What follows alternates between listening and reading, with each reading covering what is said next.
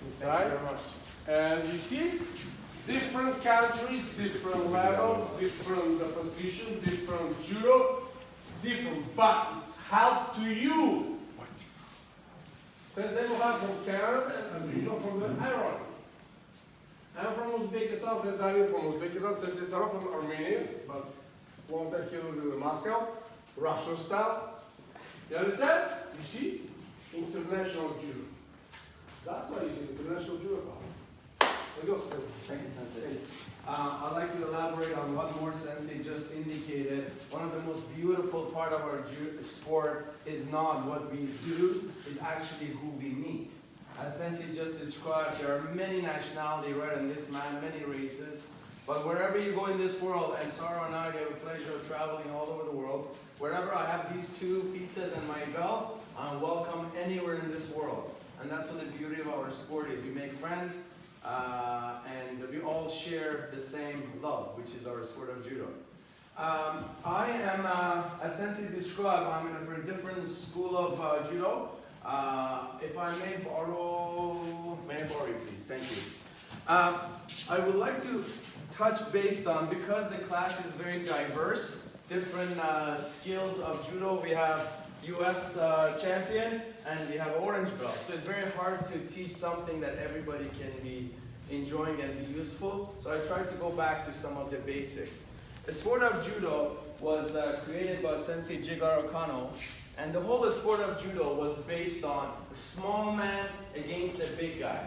And that's the principle of judo, which, as Sensei just described with the last technique, we use the momentum of the attacker in order to throw him or her. How do we do that? By breaking the balance. The principle of judo is based on breaking your opponent balance. How do we break opponent balance, and how many directions we break our opponent balance is based on the Gokyo. Gokyo is the principle of technique of judo, which there are 40 of them, and for each technique we need to have a different kuzushi, which is translation to English, breaking balance. Now, if you look at our friend here, he's pretty stable. His center of gravity, we call it Shizentai. Shizentai in judo is your feet are as wide as your shoulder, and you're very stable. He's a very strong man. I cannot just throw this guy, he's very strong. So I have to break his balance if I am the attacker. As Sensei just described, when he's the attacker, then I use his momentum to throw him. But when I want to be the attacker, I need to break his balance. How do I break his balance? Many directions. The first direction is here. Now, if you look at it here, I don't even have to do anything. If I continue doing this, he's already thrown. Now, that's one direction, which is forward, and we have many judo techniques for a pulling forward kuzushi. The second breaking balance is directly back. So when I break his balance this way, then I can continue. Then he's going to fall backwards. And again, there are many techniques for throwing backwards. The other direction is to his right. I break his balance. Now one foot is off the mat. Now if I let him go, he's going to fall on his own. And the same thing on the other side. So I break his kuzushi balance this way, right? And of course, there are more advanced kuzushi, which is left back, left right, forward left, and forward right. But the main principal techniques are all based on back, front, side, left, and right. That's called kuzushi. That's the main principle of judo. The other principle of judo is called sukure. Sukure is actually movement. I cannot just break his balance and just throw him. So I need to actually move him, right? I need to move him. How do we move? We don't move this way, because if I cross my feet, I'm going to fall. In judo, we never lift our feet off the mat, because as soon as we lift our feet off the mat, we already lost our own balance.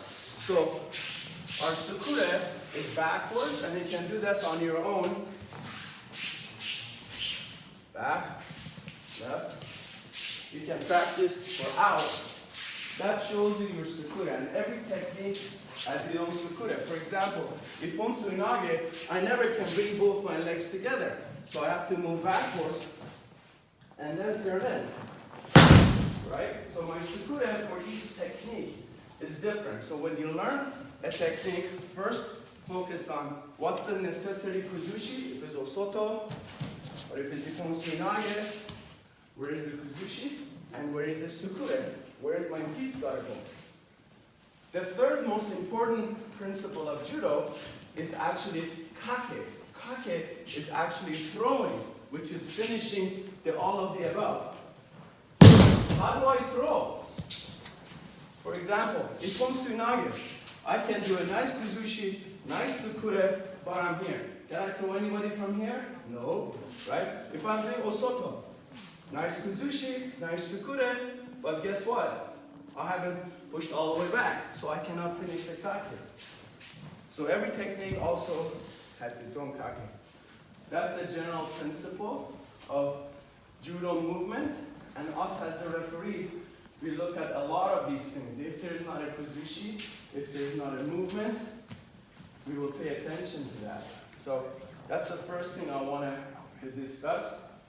Also, one of the first techniques